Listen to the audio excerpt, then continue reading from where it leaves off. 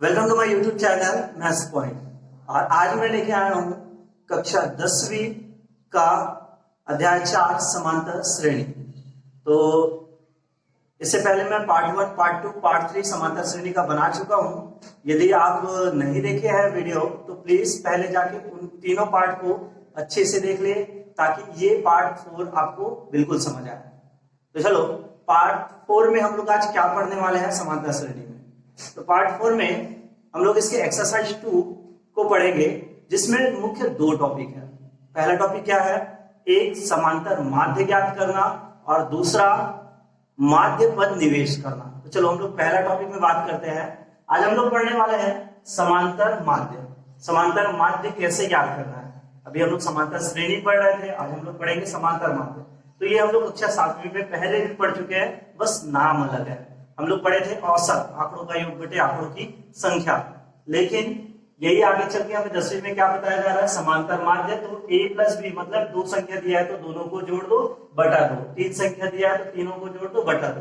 तो समांतर माध्य का सूत्र होता है a equal a plus B बटा 2 या पहला पद प्लस दूसरा पद बटा 2। तो चलो हम आते हैं डायरेक्ट इसके सवाल में। ये देखो आपकी स्क्रीन में यहाँ पे प्रश्न पहला दिखाई दे रहा है।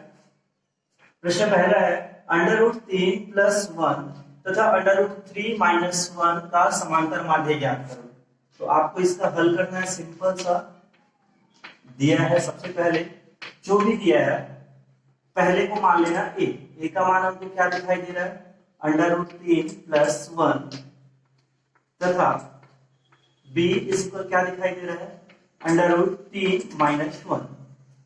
हमको क्या ज्ञात करना है, का समांतर माध्य। तब समांतर माध्य, तो समांतर माध्य का सूत्र होता है a equal a plus b बटा 2।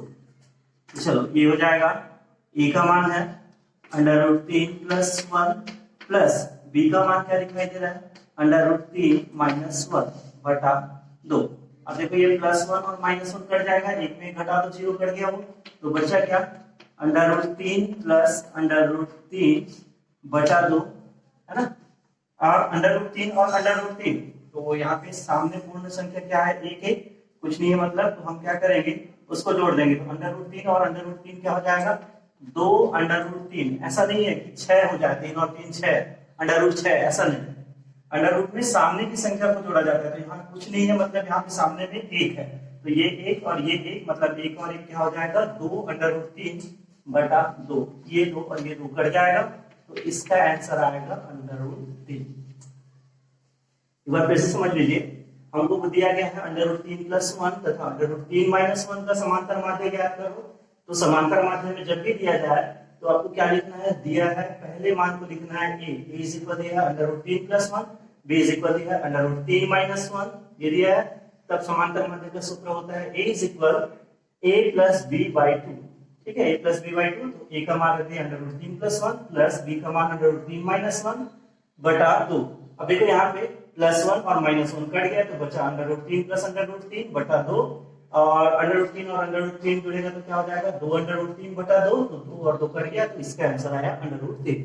इसे आप अपने कॉपी में नोट कर लीजिए, फिर मैं बताता हूँ आपको अगला सवाल।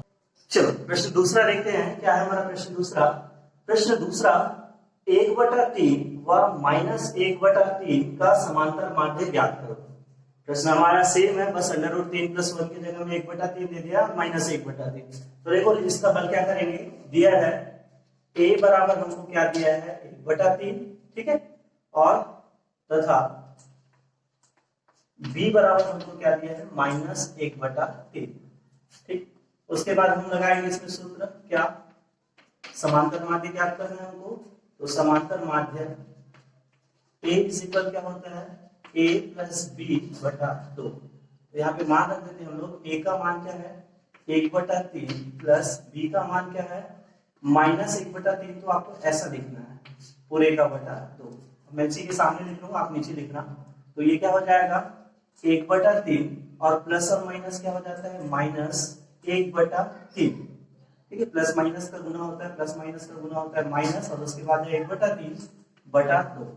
अब देखो 1/3 में 1/3 घटा, जैसे 5 में 5 घटाते तो क्या आता है 0।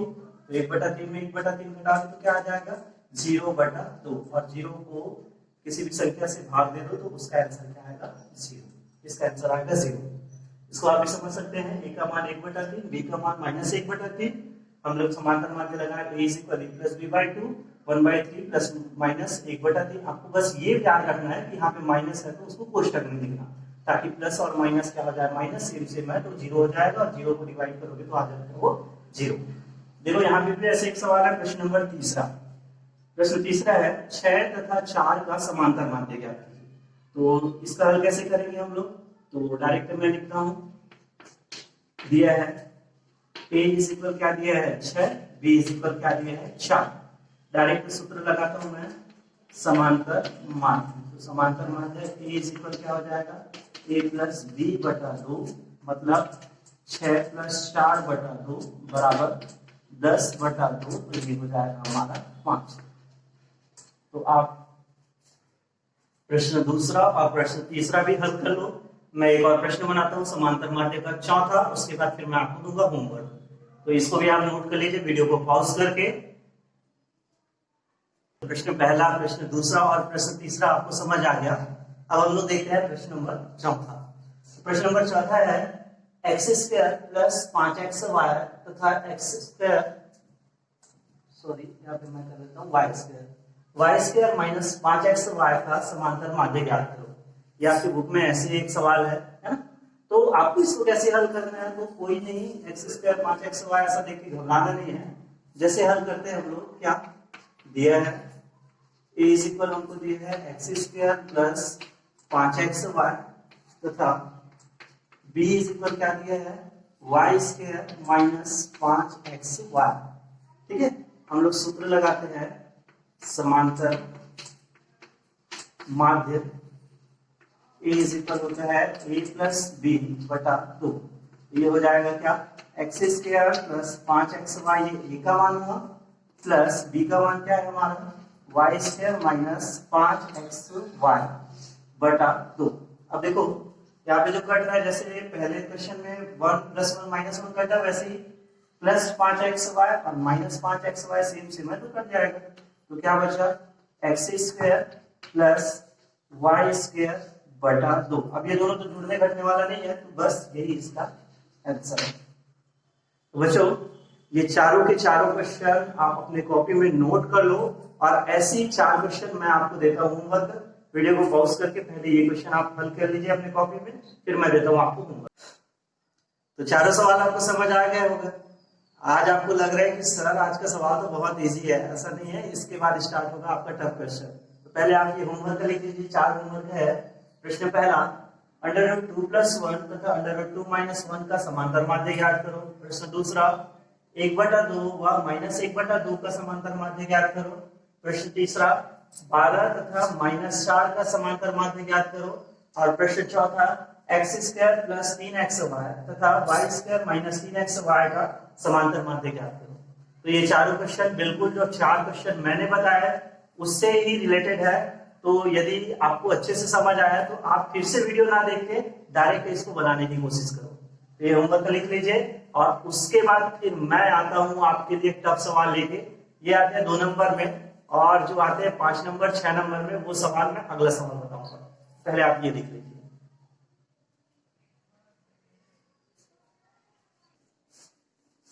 होमवर्क आप लिख लिए होंगे, तो चलो आते हैं अब सवाल जो थोड़ा सा कठिन है ना।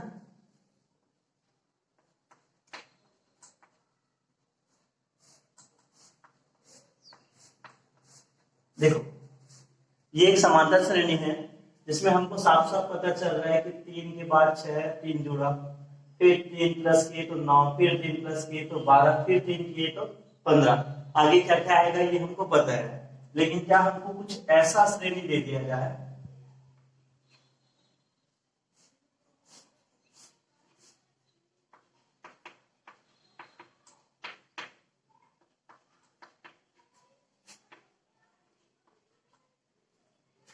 अब यहाँ पे हमको A1, A2, A3 ऐसे रखना है कि ये समांतर श्रेणी बिल्कुल एक कंप्लीट हो।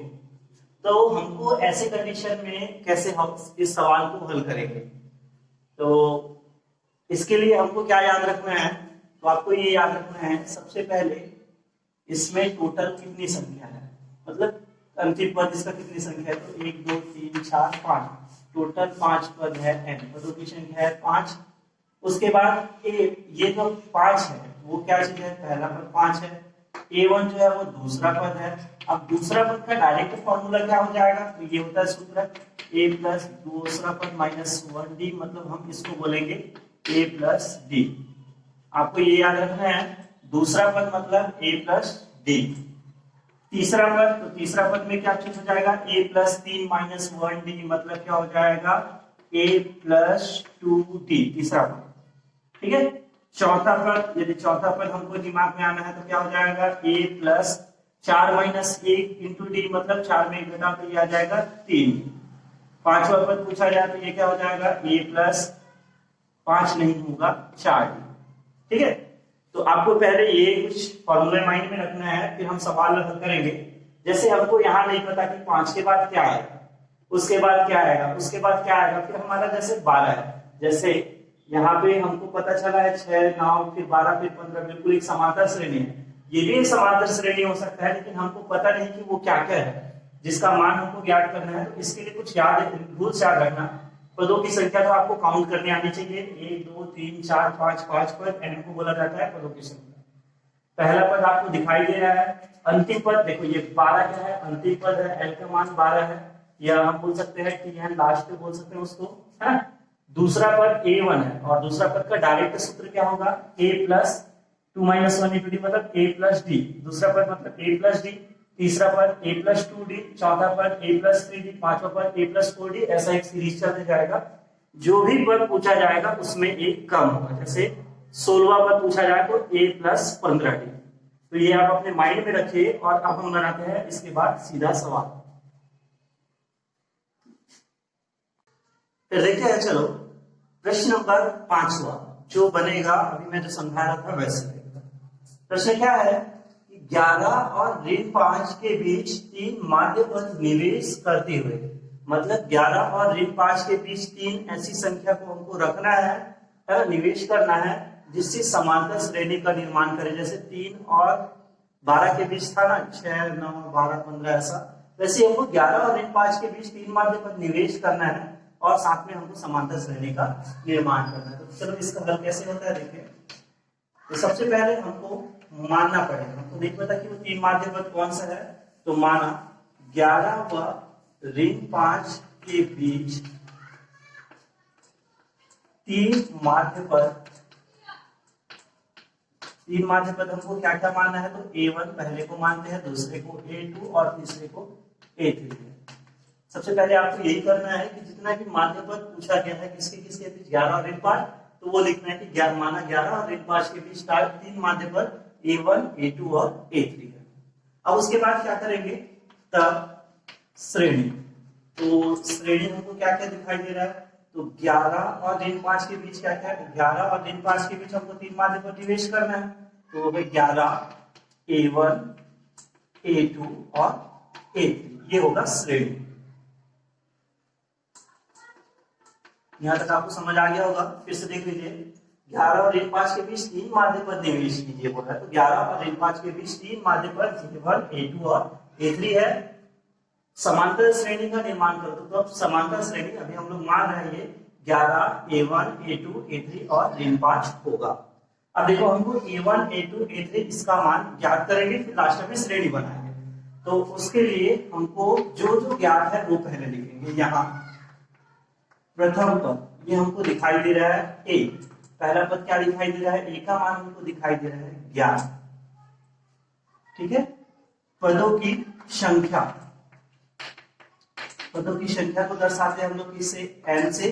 तो कितना दिखाई दे रहा है, हम काउंट कर लेते हैं, 1 2 3 4 और ये 5, पदों की संख्या कितना दिखाई दे रहा है, 5। ठीक है, अब देखो a1 a2 a3 इसका मान तो पता नहीं, लेकिन ये -5 कुछ है, तो ये ध्यान से देखो, ये आखिरी में लिखा है, तो हम लोग बोल सकते हैं अंतिम पद। अंतिम पद जिसको हम लोग tn बोलते थे, उसको लास्ट पद n से दर्शाते थे। तो अंतिम पद हमको कितना दिया गया है, -5। अब क्या हम समांतर निकाल सकते हैं क्या? दूसरा पद माइनस पहला पद निकालेंगे? नहीं, दूसरा पद पहला पद निकालेंगे तो हमको एक संख्या, उचित संख्या नहीं मिलेगा। तो हम क्या करेंगे, माना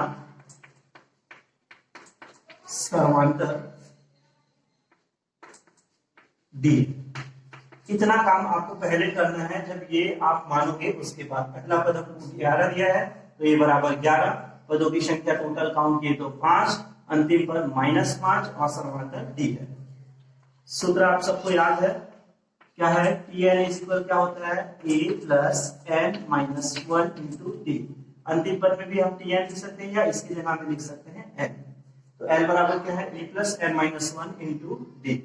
अब यहाँ पे मान रखते हैं, चलो l का मान क्या दिखाई दे रहा है? -5 बराबर a का मान हमको क्या दिखाई दे रहा है? तो a का मान है 11 प्लस n का मान हमको क्या दिखाई दे रहा है? 5। तो ये हो जाएगा 5 माइनस 1 इंटू डी। देखो इसका मैं यहाँ पे हल कर रहा हूँ, इधर क्या चीज है? -5 बराबर ये है 11 प्लस 5 में 1 घटाओ तो 5 में 1 घटाओ तो ये हो जाएगा 4d। अब पक्षांतर किसको करेंगे? 11 को इधर ला लेते हैं तो -5, 11 को इधर लाओगे तो क्या हो जाएगा? -11 बराबर 4d। यहाँ तक आपको समझ आया? बस हम मान रखे हैं l equal a plus n minus 1 into D में l का मान है -5, e का मान है 11, 5 माइनस 1 इंटू डी, तो 5 में 1 घटाओ तो 4d। अब 11 को इधर पक्षांतर किए तो प्लस है तो वो माइनस में आ गया। अब देखो ये भी ऋण चिन्ह है, ये भी ऋण चिन्ह है, तो ऋण और ऋण में हम क्या होता है? तो समान चिन्ह में संख्या जुड़ता है और वही चिन्ह होता है। तो 5 और 11 क्या हो जाएगा? जोड़ेंगे तो 16 और माइनस है माइनस वही चिन्ह होगा, -16 बराबर 4d। इंटू में है तो d बराबर क्या हो जाएगा? -16 बटा 4, मतलब 4 एकम 4, 4 चौक 16, -4 बराबर d, या इसी को बोल सकते हैं d बराबर -4। तो बच्चों ये थोड़ा सा बड़ा सवाल है, आप यहाँ तक पहले नोट कर लीजिए, वीडियो को पॉज कर लीजिए, उसके बाद मैं जो बताऊंगा इसको मिलाना ही पड़ेगा मुझे, तभी मैं आगे बताऊंगा। तो ये पहले आप बना लीजिए, उसके बाद फिर मैं इसको बिठा, वीडियो को पॉज करके बना लीजिए।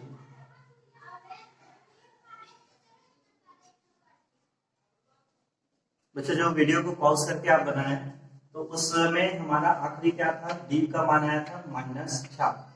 अब उसके आगे बना रहा हूं। देखो a का मान तो 11 है, d का मान -4 है, तो देखो a1 देखो श्रेणी का कौन सा पद है? पहला, दूसरा पद है a1, ठीक है? दूसरा पद, तो दूसरा पद हमारा क्या है? a1। अब मैं बताया था दूसरा पद का डायरेक्ट फॉर्मूला क्या होगा? a plus 2 minus 1 into D, मतलब दूसरा पद मतलब क्या हो जाएगा? a plus D. ये आपको याद रखना है। दूसरा पद मतलब एक कम कर लो, 2 में 1 कम करो, मतलब यहाँ पे a प्लस 1d, या आप ऐसे लिख सकते हैं दूसरा पद मतलब a प्लस 1d। चलो मान रखते हैं a का मान हमको क्या दिखाई दे रहा है? 11 प्लस 1 गुना d का मान कितना है? -4, तो ये हो जाएगा 11 प्लस माइनस का गुना होता है माइनस, 1 चौक 4, और 11 में 4 घटाओ तो आपका क्या आ जाएगा? तो ये आ जाएगा 7। तीसरा पद, ठीक है, ये हमारा a1 का मान आया 7। a2 कौन सा पद है? तीसरा पद, पहला दूसरा तीसरा, a2 है हमारा तीसरा पद। इसका डायरेक्ट सूत्र क्या हो जाएगा? a plus 2d। तीसरा है तो एक कम कर दो, तो ये क्या हो जाएगा? a का मान 11 प्लस 2 गुना d का मान क्या है? -4, तो ये हो जाएगा 11 प्लस माइनस हो जाएगा माइनस, 2 चौक 8, और 11 में 8 घटाओ तो कितना आ जाएगा? 3। ये आया किसका मान? 1। ठीक है, आपको देख लेना, हमको a का मान 11 दिया है, d का मान -4 हम लोग निकाले, तो हमको a1 का मान ज्ञात करना है। तो a1 कौन सा पद है? पहला दूसरा पद है, तो दूसरा पद का डायरेक्ट सूत्र होता है a प्लस 1d। a का मान 11 प्लस 1 का 1 गुना d का मान रखे हम लोग क्या? -4, तो 11 का 11 प्लस माइनस का गुना माइनस, और 1 चौक 4, 11 में 4 होता है तो 7 a1 का मान।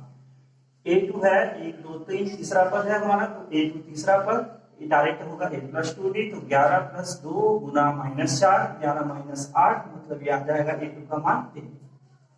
चौथा पद, चौथा पद क्या चीज है हमारा A3, तो A3 का डायरेक्ट सूत्र क्या हो जाएगा A प्लस 3, 4 में कम कर दो तो ये हो जाएगा A का मान 11 प्लस 3 गुना D मतलब 3 गुना -4, ये हो जाएगा 11 प्लस माइनस का गुना माइनस 3 6 12, 11 में 12 घटाओगे तो क्या हो जाएगा A3 का मान -1। जैसे ही आपको A1 A2 और A3 का मान ज्ञात हो जाए तो लास्ट में जो हम लोग श्रेणी मान होगा लिखे थे उसको लिख देंगे। अतः श्रेणी, देखो क्या क्या लिखे थे 11,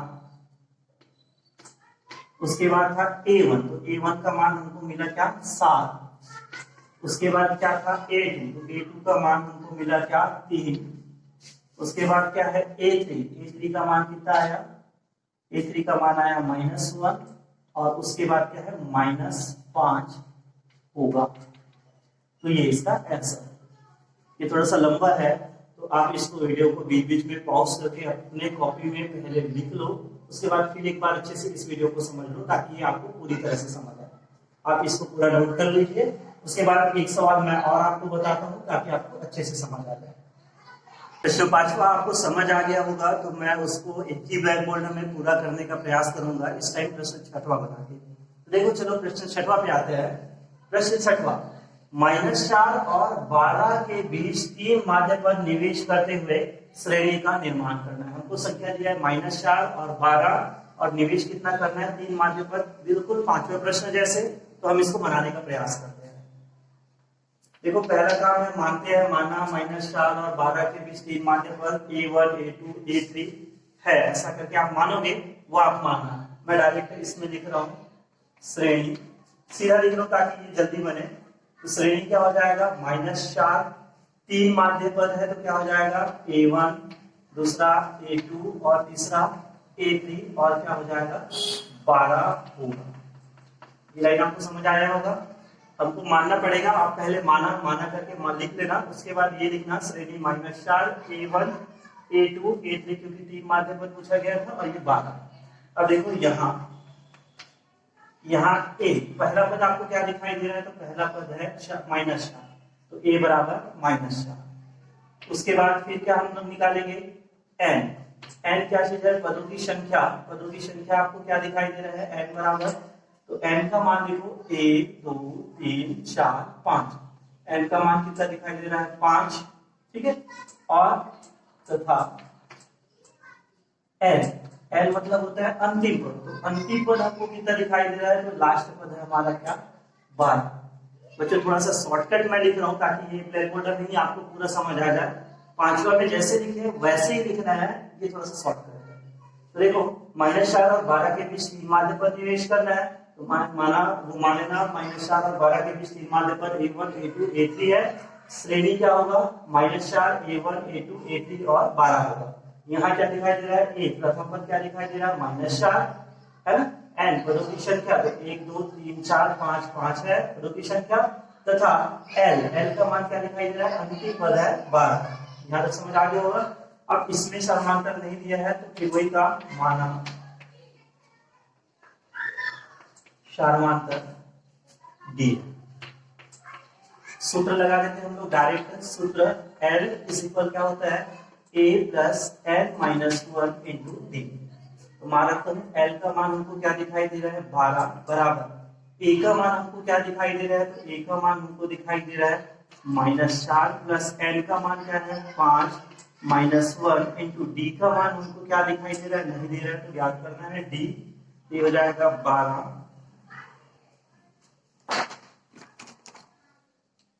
बराबर -4 प्लस 5 में 1 घटाओ तो ये हो जाएगा 4D।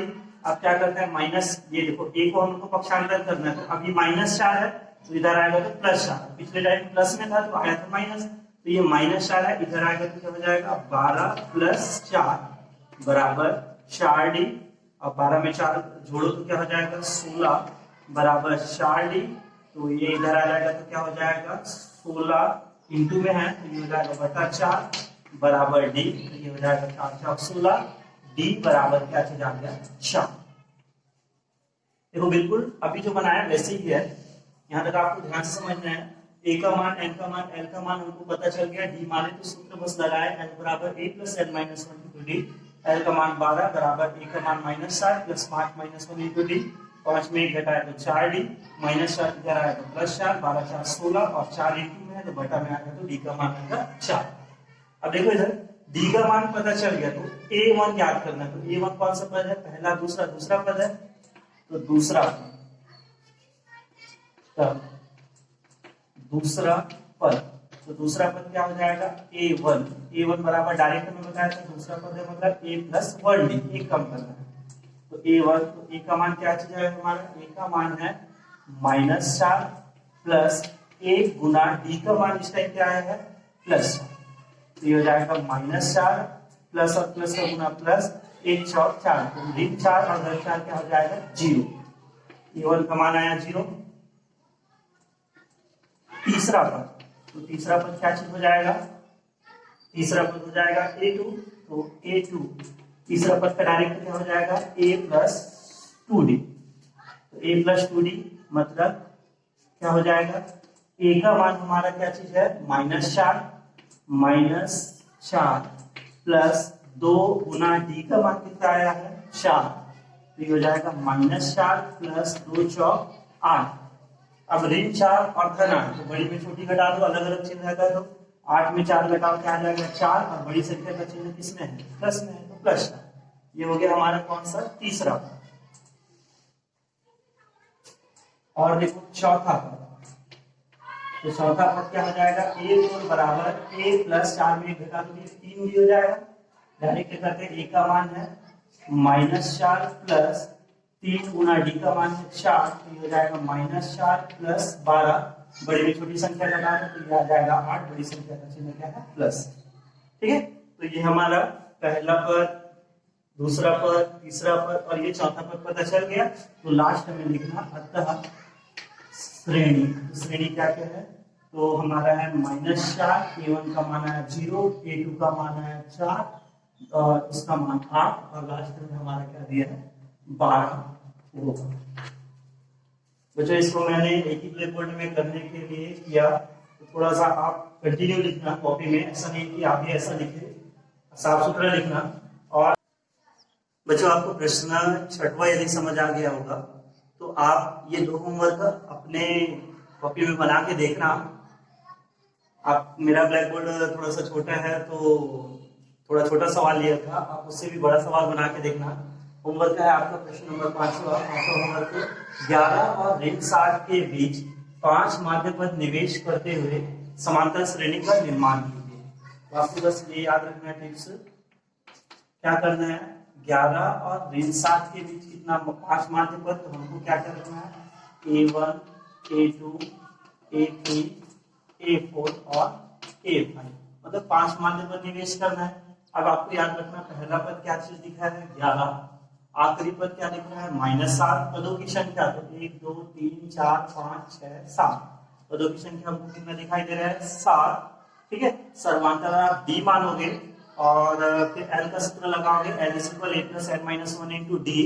वहां से आपका मान आएगा, d का मान आएगा, d का जो भी वैल्यू आएगा तो आप a1 कौन सा है? दूसरा पद a + d, a2 तीसरा पद है तो a + 2d, a3 चौथा पद है तो a + 3d, a4 ये 5वां पद है तो a + 4d, a5 ये 6वां पद है तो a + 5d। ऐसे करके 6 टोटल ये 5 पद आपको ज्ञात करना है। फिर लास्ट में आप श्रेणी ज्ञात करोगे। वैसे ही एक और क्वेश्चन है, ऋण 4 और 10 के बीच 6 पद निवेश करते हुए समांतर श्रेणी का निर्माण करो। बिल्कुल ऐसे ही है, थोड़ा सा लंबा है लेकिन यदि आपको समझ आ गया है तो बिल्कुल बनेगा आपसे।